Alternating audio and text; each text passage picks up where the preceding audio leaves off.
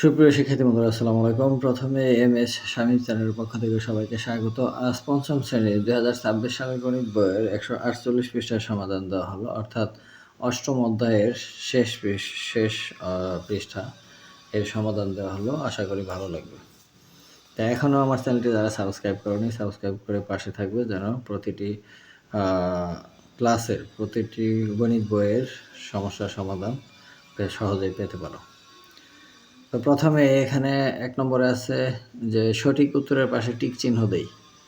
5 দিনে কত মিনিট? 5 দিনে কত মিনিট? এটার ক্যালকুলেশনটা কি হবে? দিনেরে মিনিট বানাইতে হবে, ঘন্টা বানাইতে হবে, ঘন্টারে মিনিট বানাইতে হবে। ক্যালকুলেশনটা এরকম হবে যে প্রথমে 5 দিন, 5 দিনের ঘন্টা বানাইতে হবে। আমরা জানি এক দিন সমান 24 ঘন্টা। তাহলে 24 দিয়ে ভাগ দিলে সেটা ঘন্টা হয়ে গেল, গুণ দিলে তাহলে 5 24, এটা গুণ না করে পরে আবার এই ঘন্টারে 60 দ্বারা গুণ দিলে মিনিট হয়ে গেল। 60 মিনিটে যেহেতু 1 ঘন্টা, তাহলে 60 দ্বারা গুণ দিলে মিনিট হয়ে গেল। তো টোটাল এটার গুণফল হলো 7200 মিনিট। এখানে কোথায় আছে উত্তর? 7200 মিনিট। এরপরে 2 নম্বরটা আছে ফারিহার বাড়ির সামনে জলাবদ্ধ থাকায় শ্রাবণ মাসের 22 তারিখ থেকে ভাদ্র মাসের 3 তারিখ পর্যন্ত বিদ্যালয়ে অনুপস্থিত ছিল। সে কতদিন অনুপস্থিত ছিল? তো এইটার সমাধানটা এরকম করে দেওয়া যায় যে প্রথমেই 13 দিন, এই যে 22 তারিখ থেকে শুরু করে 22, 23, 24, 25, 26, 27, 28, তারপরে এই মাসটা হচ্ছে 31 দিন, এই জন্য 31 তারিখটাও ধরতে হবে। আর 1, 2, 3, টোটাল হচ্ছে 13 দিন। তো এখানে 13 দিন অনুপস্থিত ছিল। তারপর 2 নম্বরে নিচের মাসগুলো দিন সংখ্যা লিখি। যে বাংলা হিসেবে হলো প্রথম 6 মাস 31 দিনে, পরের 6 মাস 30 দিনে, শুধু ফাল্গুন মাস ব্যতীত। এইটা আমরা ক্যালেন্ডার থেকে জানতে পারছি। তো এই প্রথম যে মাস 6টা আছে সেগুলো হচ্ছে বৈশাখ, জ্যৈষ্ঠ, আষাঢ়, শ্রাবণ। তাহলে এই শ্রাবণ মাসটা 31 দিনে, যেহেতু আমাদের এখানে এই প্রথম 6 মাসের মধ্যে এটা পড়ে। তারপর আছে ভাদ্র মাস। এখানে আমি চারটা তোমাদের দেখাইতেছি যে এখানে শ্রাবণ মাস 31 দিনে, ভাদ্র মাসও 31 দিনে, কারণ প্রথম 6 মাসের মধ্যে পড়ছে। আবার অগ্রহায়ণ, এটা পরের 6 মাসের মধ্যে পড়ছে। চৈত্র মাসও পরের 6 মাসের মধ্যে পড়ছে, এই জন্য 30 দিনে, এটাও 30 দিনে। আর হচ্ছে এপ্রিল। আর ইংরেজি হিসাবটা তো আমরা জানি, হাতের হিসাব করে জানুয়ারি, ফেব্রুয়ারি, মার্চ, এপ্রিল, মে, জুন, জুলাই, আগস্ট, সেপ্টেম্বর, অক্টোবর, নভেম্বর, ডিসেম্বর। তো এইভাবে আমরা 31-30 হিসাব করি। তো এপ্রিল মাসটা 30 দিনে, ওই হিসাবে যেই মাসটা নিচে পড়বে সেই মাসটা হলো 30 দিনে, আর যেটা উপরে পড়বে সেটা 31 দিনে। জুলাই, আগস্ট পাশাপাশি 2টা মাস 31 দিনে, আর ডিসেম্বর মাসটাও 31 দিনে। এই হচ্ছে 3 নম্বরের উত্তর। 3 নম্বরে আছে নিচের প্রশ্নগুলোর উত্তর খুঁজি। কোন বছরের 1 আগস্ট বৃহস্পতিবার হলে 5ই জুন কী বার হবে? তো আমরা এখানে দেখি হিসাবটা এরকম যে জুন এবং জুলাই এই 2 মাস, এটা হলো 30 দিনে, এটা 31 দিনে। আর ওই যে 1 আগস্ট, এই জন্য একদিন যোগ করতে হবে। 30 আর 31 হচ্ছে 61, আর 1 হচ্ছে 62। 62 থেকে ওই যে জুন মাসের 5 তারিখ বলা আছে, তাহলে 5 তারিখ বিয়োগ করতে হবে। 5 দিন বিয়োগ করলে 57 দিন। এখন 57 দিনকে যদি আমি 7 দ্বারা ভাগ দিই, মিলে গেলে ওই বারই হবে। আর যদি 1 অবশিষ্ট থাকে তাহলে একদিন আগে হবে, কারণ এই মাসগুলো তো আগের মাস। সুতরাং এটা 8 বার দেয়, 17, 56, 1 অবশিষ্ট, তাহলে একদিন আগের দিন হবে। অর্থাৎ বৃহস্পতিবার ছিল এখানে, এটা বৃহস্পতিবার ছিল, আর এখানে তাহলে 5ই জুন হবে বুধবার। আবার খ নম্বরটা হচ্ছে কোনো বছরের 7ই অক্টোবর শনিবার হলে 31শে ডিসেম্বর কী বার হবে? এই হিসাবটাও এরকমভাবে আমরা করতে পারি। যে হিসাবটা হচ্ছে যে অক্টোবর, নভেম্বর, ডিসেম্বর এই 3টা মাস। অক্টোবর মাস 31 দিনে, নভেম্বর 30 দিনে, ডিসেম্বর 31 দিনে। টোটাল হচ্ছে যোগফল 92। এখান থেকে এই 7 দিন বিয়োগ করতে হবে। এখানে 7ই অক্টোবর আছে, এই 7 দিন কী করতে হবে? বিয়োগ করতে হবে। বিয়োগ করলে হয় 85, এবং 85কে 7 দ্বারা যদি ভাগ দিই, 7 বারং 84, এখানে 84 হইলে একদিন থাকে 85, তো একদিন অবশিষ্ট থাকে। তাহলে ওই দিন কী বার ছিল? ওই দিন ছিল হচ্ছে শনিবার।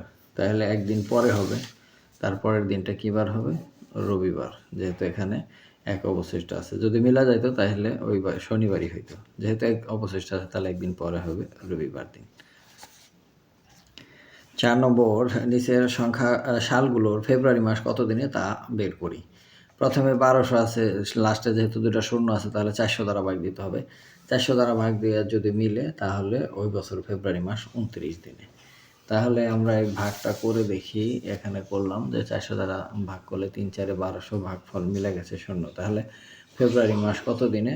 29 দিনে, যেহেতু ভাগফল মিলে গেছে। তারপরের সালটা হচ্ছে 1992, 1692। 1692, তাহলে এটা 4 দ্বারা ভাগ দিতে হবে। 4 দ্বারা ভাগ দিলে যদি মিলে তাহলে 29 দিনে। এখানে আমরা এই সালটাকে 4 দ্বারা ভাগ করছি, ভাগফল শূন্য হয়ে গেছে, অর্থাৎ ভাগ মিলে গেছে। এই জন্য এই বছর ফেব্রুয়ারি মাস 29 দিনে, অর্থাৎ অধিবর্ষ এই বছর। 2010 সাল, 2010কে আমরা 4 দ্বারা ভাগ দিব। এখানে 4 দ্বারা ভাগ করা হয়েছে, এটা কিছুই না, 502 হয়েছে ভাগফল, আর ভাগশেষ আছে 2। তাহলে যেহেতু ভাগশেষ আছে তাহলে অধিবর্ষ নয়, আর অধিবর্ষ নয় হলে ফেব্রুয়ারি মাস কত দিনে? 28 দিনে। এবার 5 নম্বর, 2028 সালটি অধিবর্ষ। 1 জানুয়ারি 2028 শনিবার হলে 31 ডিসেম্বর 2028 কী বার হবে তা বের করি। তো এটা কথাগুলো এরকম তোমরা সাজিয়ে নিবে যে আমরা জানি, কি জানি, যে কোনো একটি বছর যেইবারে শুরু হয় সেইবারে শেষ হয়। অর্থাৎ 1 জানুয়ারি যেইবার হবে 31 ডিসেম্বর ঠিক সেইবার হবে, এটি আমরা জানি। অর্থাৎ 2028 সালটি শনিবারে শুরু হলে 31 ডিসেম্বর শনিবার হওয়ার কথা। কিন্তু কিন্তু সালটি অধিবর্ষ হওয়ার কারণে 366 দিনে বছর, অর্থাৎ অধিবর্ষ হওয়ার কারণে ওই যে ফেব্রুয়ারি মাস 28 দিনে না হয়ে 29 দিনে হয়েছে, একদিন বাইরে গেছে, এই জন্য 366 হয়ে গেছে। এই জন্য যেই দিন শুরু হবে সেই দিন শেষ না হয়ে একদিন পরে শেষ হবে। অর্থাৎ শনিবার দিন যদি শুরু হয়, রবিবার দিন 2028 সালটি হবে 31 ডিসেম্বর। এই এখানে 6 নম্বরের নিচের সালগুলো কোন শতাব্দী তা লিখি। তো শতাব্দী মানে 100 বছর। এই 1 থেকে 100 পর্যন্ত প্রথম শতাব্দী, আবার 101 থেকে 200 পর্যন্ত, অর্থাৎ 101 থেকে 200 এর মধ্যে পড়ছে এই শতাব্দীতে, তাহলে এটা হচ্ছে দ্বিতীয় শতাব্দী। আবার এইটা হচ্ছে 1015, অর্থাৎ একাদশ শতাব্দী। আর এটা হচ্ছে 2001, একবিংশ শতাব্দী। অর্থাৎ এরকমভাবে এটার সমাধানটা যে এই 108 হচ্ছে দ্বিতীয় শতাব্দী, আবার 1015 হচ্ছে একাদশ শতাব্দী, আবার 2001 হচ্ছে একবিংশ শতাব্দী। এটা 6 নম্বর। এবার 7 নম্বরে নিচের প্রশ্নগুলোর উত্তর খুঁজি। ধরি 1 মাস সমান 30 দিন, 10 বছরকে দিনে প্রকাশ, আর 1000 ঘন্টাকে মাস, দিন ও ঘন্টায় রূপান্তর করে। এটা আমি তোমাদের খাতায় করে দেখাচ্ছি। যে প্রথম যে অঙ্কটা, এটা হচ্ছে 10 বছরকে দিনে প্রকাশ করো। এখন বছর, মাস, দিন, আমরা প্রথমে বছর থেকে মাসে যাব, মাসে থেকে দিনে যাব। এখন প্রথমে লিখলাম 10 বছর। বছর যেহেতু 12 বছর সমান 12 মাস সমান হলো 1 বছর, তো 12 মাস 12 দিয়ে গুণ দিলে এই 10 বছর মাসে রূপান্তর হয়ে গেল। তাহলে এটা গুণ করলে 120 মাস।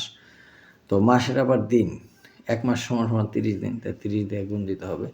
এই কথাগুলো সাইড নোট আমরা বলে দিলেও পারি যে 1 বছর সমান 12 মাস, এইটা। আবার এখানে এই 1 মাস সমান 30 দিন। এই সাইড নোটগুলো আমরা দিয়ে দিলে এতে সুবিধা হয়, ভালো হয়। তাহলে এখন এটা গুণ করলে 3 12 36, আর 2টা 3600 দিন। এখন হচ্ছে এই 1000 ঘন্টাকে মাস, দিন ও ঘন্টায় রূপান্তর করি। এটা এভাবে করব। 2টা অঙ্ক দিচ্ছে নমুনা হিসাবে। তো 1000 ঘন্টাকে মাস, দিন, অর্থাৎ ঘন্টাকে প্রথমে দিনে রূপান্তর করতে হবে, দিন থেকে মাসে যাইতে হবে। তাহলে আমরা জানি কয় ঘন্টা একদিন, 24 ঘন্টা একদিন। তাহলে 24 দ্বারা এই 1000 ঘন্টাকে ভাগ করতে হবে। 24 দ্বারা ভাগ করলে এখানে হয় 41, 4 বার 4 24 96 বিয়োগ করলে 4 শূন্য কেটে নিয়ে আসলাম, একবার যায় 24, আর এই 16 অবশিষ্ট থাকে। তাহলে এই 16 হচ্ছে ঘন্টা, এটা রয়ে গেল। এখন এখানে যে দিন হলো, দিনের মাস বানাইতে হবে। আমরা জানি 1 মাস সমান 30 দিন। তো 30 দ্বারা ভাগ দিতে হবে। এখানে 1 মাস সমান 30 দিন, এটা লিখে দিলে সুন্দর হয়, 30 দিন। আবার এখানে কত, 1 দিন সমান 24 ঘন্টা, 1 দিন সমান 24 ঘন্টা। তো এখানে এই আমরা যদি এটা ভাগ করি, 30 দিয়ে একবার যায়, 30 বিয়োগ করলে 11 থাকে, তাহলে 11 হচ্ছে এটা দিন, আর এই 1 হচ্ছে মাস। তাহলে 1000 ঘন্টা সমান সমান 1 মাস, 11 দিন, 16 ঘন্টা। 8 নম্বর অঙ্কটা, একটি ট্রেন ঢাকা থেকে 10:50 ত্যাগ করে ঢাকা, আর হলো 16:25 রাজশাহী পৌঁছায়। এখন এখানে দুইটা প্রশ্ন দিছে যে ট্রেনটি ঢাকা থেকে রাজশাহী পৌঁছাতে কত ঘন্টা কত মিনিট সময় লাগে, আর হচ্ছে ট্রেনটি ঢাকা থেকে রাজশাহী পৌঁছাতে কত সেকেন্ড সময় লাগে। একই উত্তর, অর্থাৎ এটা থেকে এটা বিয়োগ করতে হবে। বিয়োগ করার পর যেই উত্তরটা হবে সেইটা হলো অত এই ঘন্টা সময় লাগে, আর পরেরটা হবে মিনিট। তারপরে হচ্ছে ট্রেনটি ঢাকা থেকে রাজশাহী পৌঁছাতে ওই ঘন্টা মিনিটকে সেকেন্ডে রূপান্তর করে দিলেই খ নম্বরটা হয়ে যায়। তো এটার সমাধানটা প্রথমে আমরা এমনি করছি যে প্রথমটাই হচ্ছে যে ঘন্টা মিনিট, তাহলে 16 ঘন্টা পৌঁছেছে যায় এই টাইমে, 16টায় 16:25, আর ট্রেনটা ছাড়ছিল হলো 10:50। তো এখানে এটা বিয়োগ করার সময় দেখলাম এই সংখ্যাটা যদি ছোট হয়, এটা মিনিট অর্থাৎ উপরেরটা ছোটোর থেকে এত বড়টা আমরা বিয়োগ করতে পারি না, আমরা বড়টাই সবসময় ছোটোটা বিয়োগ করতে পারি। তো এখান থেকে 1 ঘন্টা যদি এখানে নিয়ে আসি, 1 ঘন্টা মানে 60 মিনিট, এই জন্য এখানে এই 60 লেখা হয়েছে। 25 আর 60 যোগ করলে 85, এই 85 থেকে এই 50 আমাদের বাদ দিতে হবে। 50 বাদ দিলে থাকে কত, 35 মিনিট। আর এখান থেকে যে 1 ঘন্টা চলে গেছে এখানে, তাহলে এখানে 15 ঘন্টা রয়েছে, তাহলে 15 থেকে 10 বাদ দিলে 5 ঘন্টা, 5 ঘন্টা 35 মিনিট। এখন এই টোটালটাকে, এটা হলো ক নম্বর গেল, আর খ নম্বর হচ্ছে টোটালটাকে সেকেন্ডে রূপান্তর করে নিয়ে আসতে হবে। পরের অংশটা এরকম, ট্রেনটি ঢাকা থেকে রাজশাহী পৌঁছতে সময় লাগে 5 ঘন্টা 35 মিনিট। এই ঘন্টারে আমাদের কিন্তু মিনিট বানাইতে হবে, তারপরে এটা যোগ করতে হবে। আমরা জানি 1 ঘন্টা সমান 60 মিনিট, অর্থাৎ 60 মিনিট সমান 1 ঘন্টা। এখন এই 60 দ্বারা এটা গুণ করলে 300 যোগ 35, 335, এটা কী বের হয়েছে, মিনিট। এই মিনিটকে সেকেন্ড, 60 দ্বারা গুণ দিলে সেকেন্ডে রূপান্তরিত হবে। তাহলে 60 দ্বারা গুণ দিয়ে এখানে সেকেন্ড লিখলাম, 60 মিনিট 1 সেকেন্ড। এটা ভুল হয়েছে একটু, 60 অর্থাৎ 1 মিনিট সমান 60 সেকেন্ড, এইটাই ব্যবহার হবে। তো এখানে এই 60 দ্বারা 335 যদি গুণ দেওয়া হয়, তাহলে এখানে 1.10 ওজন, অর্থাৎ 20,100 সেকেন্ড হয় এটার উত্তর। তো শিক্ষার্থী বন্ধুরা, আজ এই পর্যন্তই, দেখা হবে পরবর্তী পৃষ্ঠার ভিডিও নিয়ে। সে পর্যন্ত সবাই সুস্থ থাকবে। ধন্যবাদ সবাইকে।